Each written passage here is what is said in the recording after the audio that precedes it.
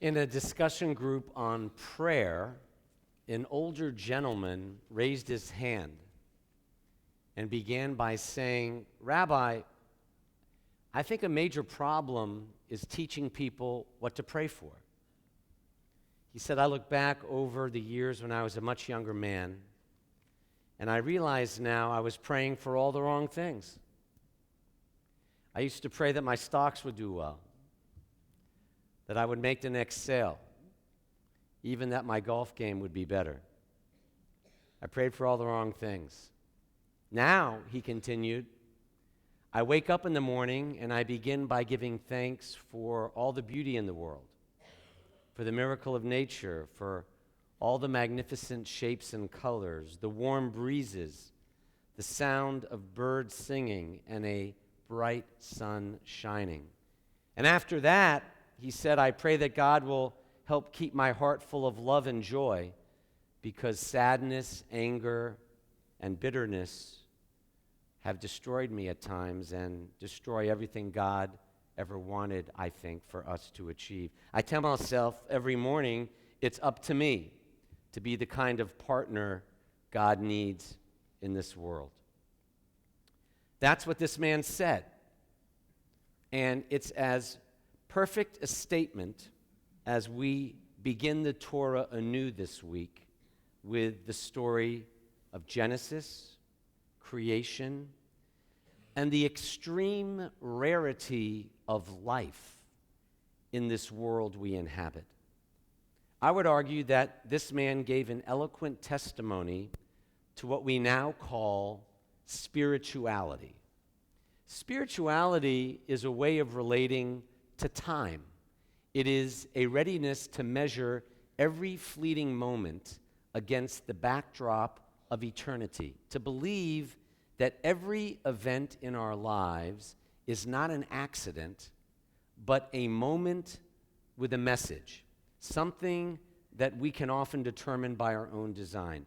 It's the sudden awareness that actually time never passes, however long or short our lives may be, but that it is we who pass through time.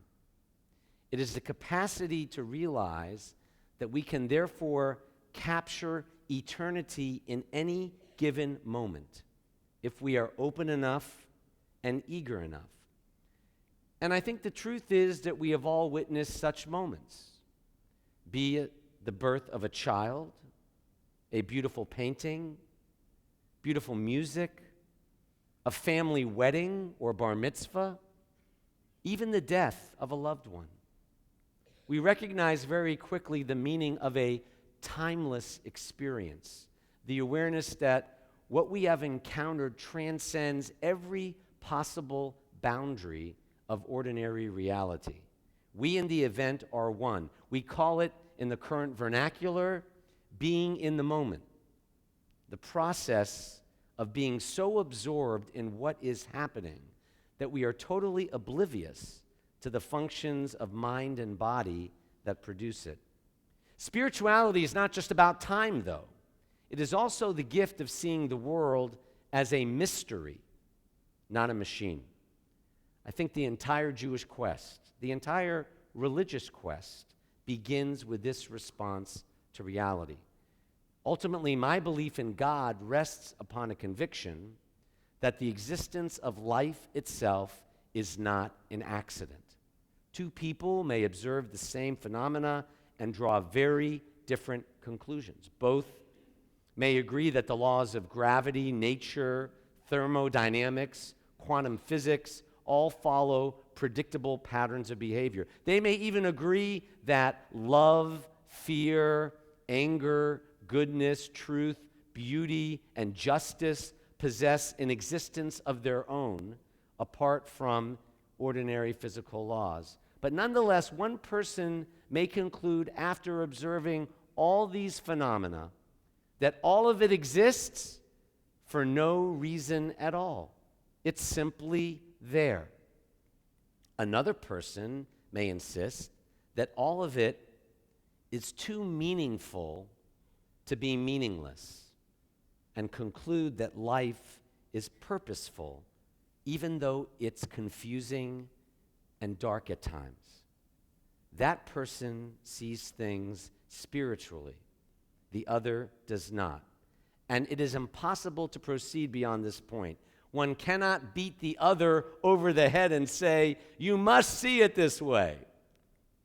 If you'll agree then that spirituality is a way of relating to time and to the world of reality itself, then finally I think that as Jews, we possess, that's introduced this week in the Torah, one of the most powerful vehicles the world has ever known to achieve that spiritual wholeness we all seek.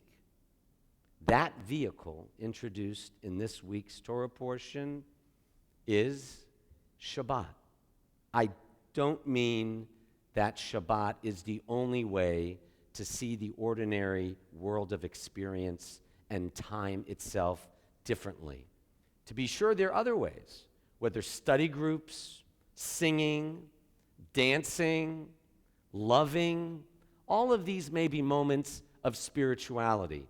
But what makes Shabbat a catalyst for all the rest is that it echoes the conviction that we all possess a soul, a capacity to make moral choices, to perceive love and beauty, seek truth, and appreciate the wonder of life, family, and friends. Shabbat is a weekly glimpse into the Messianic age, a gentle hint of what the world could be like if we were only willing to make it work that way. And by Shabbat, I do not mean the mechanical motion of lighting candles or singing Kiddush or these prayers. How many of us ever think about what we see in the flickering flames of Shabbat candles besides ordinary light or the sweetness of life in the taste of the Sabbath wine or grape juice? What do we see in our children's eyes or anyone else's eyes across a Shabbat dinner table? Or do we ever look? So Shabbat is our passport to spirituality. It packs a powerful message on the meaning of time and reality.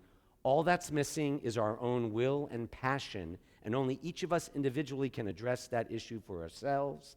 And if we do, I am convinced we will never be disappointed.